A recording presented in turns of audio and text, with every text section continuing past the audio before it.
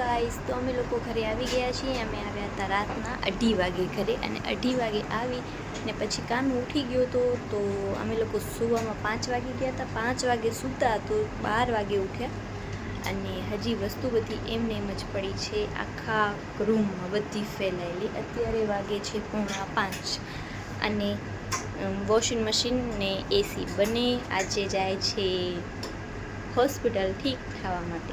કેમ કે ખબર નહીં કેમ આ સ્ટેબિલાઇઝર પણ બગડી ગયો છે ને વોશિંગ મશીનનો ડ્રાયર તો 1 વર્ષથી ખરાબ છે, પણ આજે ફાઇનલી મુહૂર્ત આવી ગયો છે તો એ લઈ જાય છે એને હોસ્પિટલ.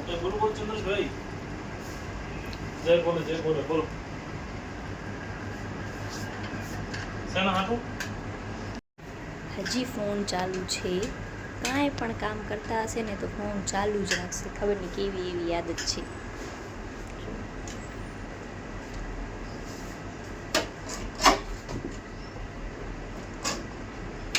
ઉપડાઓ કઢાઓ.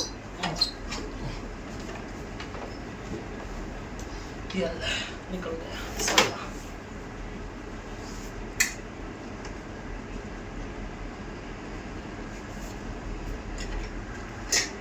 તો હવે વોશિંગ મશીન પણ પહેલાં એમને ખોલીને જોયું તો અંદર વાયરિંગ હતી એમાં કાંઈક થઈ ગયું છે, ખબર નહીં શું થયું છે. તો કે હવે લઈ જ જાઉં છું. બે વસ્તુને સામખિયારે લઈ જાય છે, હવે ખબર નહીં આવશે ક્યારે. એક તો હમણાં આમ શિયાળા જેવું છે પણ બહુ જ ગરમી થતી હોય છે, અને એસી વગર તો અમારે રૂમમાં રહેવાતું નથી બિલકુલ જ. તો કીધું અત્યારે 1-2 દિવસમાં થઈ જાય તો સારું, પછી એમ થશે કે શિયાળો આવશે ત્યારે એ બંધ કરીને રાખશું ને કે ચાલુ રાખશું ને એસી રોજ. પછી ભલે કાનુને નહીં ક્રિયાંશને ભલે ને પછી શરદી થાય, આપણે શું કા ના એટલો કોની 26 ઉપર વાહે ઘણી ગરમી ના થવી જોઈએ ને. રૂમ તો તને ખબર કે કેવો ગરમ થાય. રૂમ અમારો બહુ જ ગરમ થાય છે, કેમ કે ઉપર પતરા છે ને એટલા માટે. બપોરના ટાઈમે તો આ રૂમમાં બિલકુલ ના રહેવાય એસી વગર. ને પંખો ચાલુ કરું ને તો એવો અવાજ આવે ને જાણે રૂમમાં હેલિકોપ્ટર હાલતું હોય. અરે શિયાળામાં 26 ઉપર તો રાખવી જ પડશે ને. નહીં રાખવી પડે તાના મારો ભાવ. અરે તાના નહીં, સાચે કહું છું. બારે તો શિયાળામાં 26 ઉપર શું રાખવાની જરૂર હતી? યાર 26 ઉપર રાખવાની હોય. રૂમ ટેમ્પરેચર મેન્ટેન રહે ને. વજન કેટલું ઉપાડે? મને ખબર છે, મેં ઉપાડ્યો તો જે દિલ્હી જતો ને તેથી 12 થી 15 કિલા વજન છે. તો હવે જાય છે અને આપણે હવે કામ બધું કરવાનું બાકી છે. બધી વસ્તુ એમને એમ પડી, કપડાં ધોવાના બાકી છે. ફ્રેન્ડ્સ, હજી તો હું નાવા પણ નથી ગઈ. હવે નાવા જઈશ, કેમ કે મને નીંદર આવતી હતી ના. તો હું 2 દિવસથી સૂતી છું, અને આવીને સૂતી હતી ને તો એમાંય કાનું 4 વખત તો ઉઠ્યું. એટલે પછી મારી નીંદર તો ટકડા એવી રીતે થઈ, પૂરી નીંદર નથી થઈ. અને હાથ, પગ, કમર, ગુડા એવા ખતરનાક દુખે છે ને કે મેં ગોળી ખાધી ને તો પણ મટતા નથી. હાલો ભાઈ, હવે આ રૂમ કોક આવીને જોશે ને તો આપણી વાતો કરીએ એ ટાઈપનો પડ્યો છે બધું. હજી કહેશે કે કાંઈ ઠીક નથી કર્યું. આમ જો પહેલાં રૂમની સફાઈ કરું, પછી નાહી આવું, ત્યાં સુધી તો એ આવી જશે. હવે શું કહે છે હું. અને અહીંયાથી ખાલી એક સ્ટેબિલાઇઝર કાઢી ગયા છે ને તો એ બહુ ખાલી લાગે છે રૂમ. ઘરમાંથી એક વસ્તુ આડી અવડી ક્યાંક થાય ને તો આમ આખું રૂમનો લુક બદલી જાય. તો હાલો ફ્રેન્ડ્સ, પહેલાં હું ફટાફટ હવે હું કામ કરું, અને પછી જોઉં કે આ વોશિંગ મશીન અને સ્ટેબિલાઇઝરનું શું થાય છે. મમ્મી કે તો મમ્મી બોલ નહીં બોલ. મમ્મી કે તો આય નહીં, મમ્મી એ કહેવાય કોઈ દી. મમ્મીને કોઈ દી એ કહેવાય તો એ કહી ના, એ કહી દે હાલશે. એ કે તો ઓએ બોલ તો ઓએ. ઓએ નથી બોલવું. આવી કેવી રાડું પાડું. રમતા શું થાય? શું ઓએ કે તો ઓય બોલી દેવાલો એકવાર. મમ્મીને ઓય બોલી દે. તો ફ્રેન્ડ્સ, હવે ક્રિયાંશના પપ્પા આવી ગયા છે ઘરે, અને હોસ્પિટલ લઈ ગયા હતા ને જે ઇન્સાન નહોતા ભાઈ, શું હતો? હા, વોશિંગ મશીન ને સ્ટેબિલાઇઝરને લઈ ગયા હતા ને એ આવશે 2 દિવસ રહીને. એમાં હવે શું ખરાબી એ ખબર નથી, પણ લઈ ગયા હતા. 2 દિવસ રહીને એ આવશે ઘરે. તો એ ઘરે આવે ને પછી મારો ક્યાંક પ્લેન ને ફરવા જવાનું મને જોવું આવે. પૂછા કરું તમને, ક્યાં મને ક્યાંક ફરવા લઈ જશે? ક્યાં હું કહું હોય કયા દેશનું નામ? અરે તારો પાસપોર્ટ નથી. પાસપોર્ટ તો ફ્રેન્ડ્સ તો ત્રણ એનું નામ કાનું નથી, ક્રિયાંશ. અરે ઈ ભૂલાઈ જાય છે તું ઘણા દુખ્યા કામ કરે ને. હા, તો પાસપોર્ટ બનતા 1 મહિનાનો ટાઈમ લાગે તો હાલે ને. ત્યાં સુધી તો મારો ક્રિયાંશ થોડોક મોટો થઈ જાય ને. US મોટું થઈ જાય, આઉટ ઓફ કન્ટ્રી થોડું બજેટ બહાર થઈ જાય. જો તો હમણાં મને તું જ્યાં કે હું હતો, હું જ્યાં કહીશ હું ના પાડશે તો તમે તમારા મનથી ક્યાંક લઈ જવાનું. ત્યાં શીખ્યા ખાલી જગ્યાએ જેમ કે ઈ વિચારી ક્યારેક. એ હજી વિચારવામાં 1 વર્ષ હાલ્યો જશે ફ્રેન્ડ્સ, પછી જોઈએ ક્યાંક લઈ જાય તો. અને એક વસ્તુ છે, એકાદો પ્રોગ્રામ જશે. આજ તારીખ કહીએ 6 તારીખ છે લગભગ. હા, લગભગ નહીં ફ્રેન્ડ્સ, આજે 6 તારીખ છે. 6 તારીખ 11મો મહિનો 2025ના એમ કહે છે કે હું તને એકાદા 1.5 મહિનો થયો ક્યાંક હું લઈ જઈશ. હવે તમે મારા બ્લોગ તો જોશો જ તો જોઈ લેજો તમે કે ઇન્સાન કેટલું સાચું. ક્યાંક લઈ જાઉં તો ક્યાંક એટલે મોરાધામ નહીં. હા હા હા તો નગર રામદીપીરે લઈ જશે. ભચાઉથી 50 કિલોમીટર દૂર તક લઈ તો ગાંધીધામ લઈ જશે. એ ફરવો થોડી કહેવાય ફ્રેન્ડ્સ. 35 કિલોમીટર થાય ભચાઉ. તો કેટલા કિલોમીટર? 50 કિલોમીટર.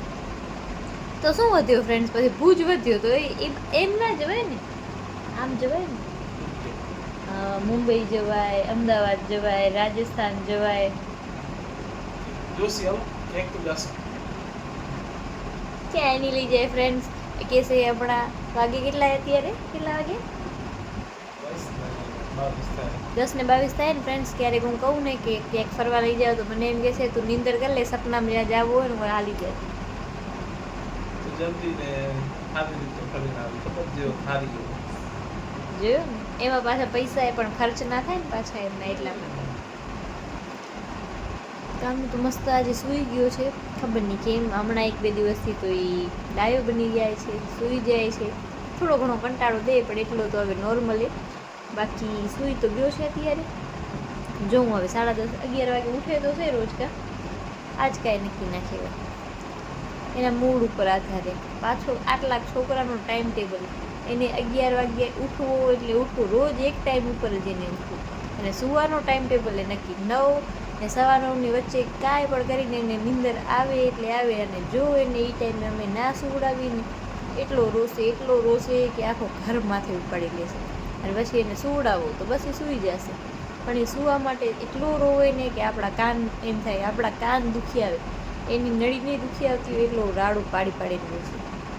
પણ તો આ ઇન્સાન અગર સૂતા હોય તો નીંદર ના ઉડે. ભગવાન જાણે કેમ. તમે ના સંભળાવી રોતો હોય તો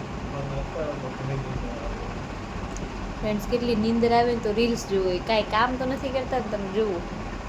નીંદર આવે ફોન રાખીને સૂઈ જાઓ, થોડી વારમાં સૂઈ જાઓ. નીંદર આવે છે તો એ રીલ્સ જોવી છે. અને જો અત્યારે પ્રિયાંશ જાગેલો હશે ને તો બાકી સૂઈ જશે. તો એમ કહેશે હવે મને નીંદર આવે, તો એને રમાડશે નહીં. અને પછી હું એને નવરાવતી હઈશ ને તો પાણી ચેક કરવા આવશે. ઠંડા પાણીથી તો નથી નવરાવતી ને. એને બોડી લોશન લગાવતી હોઈશ તો એક્સપાયર ડેટ ચેક કરશે. એક્સપાયર તો નથી થઈ ગયો ને. પાવડર લગાવતી હઈશ ને થોડોક લગાવું ને. આવી શું કંજુસાઈ કરતી હઈશ? ઘણો લગાવી દે. ઘણો પાવડર લગાવવાથી થાય શું મને તો એ ખબર નથી પડતી. મેં એને ડાયપર પહેરાવ્યો હશે ને તો ક્યાંક ગયા હોય તો 2-3 કલાકમાં પૂછા કરશે આને બદલાવો નથી. મેં બદલાવી નાખ્યો હોય ને એને એ ના જોયો હોય, આ કરવો નથી, આમ કરવો નથી. એને એ બધું યાદ હોય કે કાનૂના આટલા કામ છે, પણ એમ નહીં કે એમાંથી એકાદો હું કરી દઉં. કામ કરતા નથી આવડતું. તો મને એ નહોતું આવડતું. ડર લાગે. તો મને એ લાગતું હતું. તો મને ના થઈ ગયું. ના થાય તો કાંઈ. બહાર એવું ને આખો દિવસ એટલે મને આદત નથી થતી. ફ્રેન્ડ્સ તો એમના પાસે પહેલાં છે ને છોકરા રહેતા હતા, હજી પણ કોઈના પણ છોકરા હોય ને એના ભેગે રમે. અને હું એવો ઇન્સાન છું ને કે મને નાનકા છોકરા જ ના ગમતા, કોઈના પણ હોય. મને એના સામે બોલતા પણ ના આવડે. હવે હું આખો દિવસ ક્યારથી બોલતી હોય, કોકના છોકરા હોય ને કોક મને રમાડવાનું કહે ને તો મને કાંઈ આવડે જ નહીં. હું એને ખોરામાં લઈને બેઠી હોઉં ને થોડીક વાર થાય ને મને બહુ ખાર ચડે કે આને કોક લઈ જાય ને હવે તો મને મજા આવે. ને હવે આખો દિવસ ને આખી રાત કે એમ કહો ને કે હું કાનું લઈને જ બેઠી હોઉં. ક્રિયાંશ નામ છે. અચ્છા સોરી, ક્રિયાંશને ક્રિયાંશ. હવે એ ક્રિયાંશ કહેવામાં તો ઘણી વાર લાગશે, કેમ કે કાનું કીધું હોય ને એટલે થોડું આમ નામ પૂછતો હોય, પણ આમ લેખો કામ થોડું ખબર નહીં કેમ પણ કાનું જ આવી જાય છે મને. વધારે પડતું કામ હોય. તો ફ્રેન્ડ્સ કાનું સૂતો છે ને હવે, ત્યાં સુધી જો હું હવે ઈ ઉઠવાનું તો ક્યારે હશે તો થોડી ઘણી મારા વ્લોગને એડિટિંગ કરીશ. અને જો ત્યાં સુધી પણ એ નહીં ઉઠે તો પછી એકાદી નીંદર કરી લઈશ, કેમ કે હવે એના પપ્પાને તો આવે છે નીંદર. પણ તો એમને રીલ્સ જોવો જરૂરી છે લાઈફમાં. આ ઇન્સ્ટાગ્રામ બેન થઈ જાય તો સારી વાત છે, એક યુટ્યુબ રહેવું જોઈએ એટલે મારું કામ થાય ને તમારું. હા વાંધો નહીં, યુટ્યુબમાં શોર્ટ્સ જોશે. તો મારા ફ્રેન્ડ્સ તમને ખબર છે આ મારા બ્લોગ નથી જોતા. તમે મારા બ્લોગ જોવો, કયો બ્લોગ જોયો? મારા બ્લોગ જોવે ને તો લાઈક ના કરે, કમેન્ટ ના કરે, અને એ વાતની ખબર મને આજ પડી. કેમ કે મને એમ લાગ્યું એ તમારા બ્લોગ જોતા હશે રોજ, અને જોશે ને તો કેમ કરશે ખબર, ચાલુ કરીને રાખી દેશે, પોતે જોવે નહીં. એ કે તું મારા ભેગી તો બ્લોગ બનાવતી હો, પછી એડિટ કરતી હો, તો હું કેટલીક વાર એ ને એ વસ્તુ જોઉં. એટલા માટે ઈ મારા બ્લોગ જ નથી જોતા. બોલો.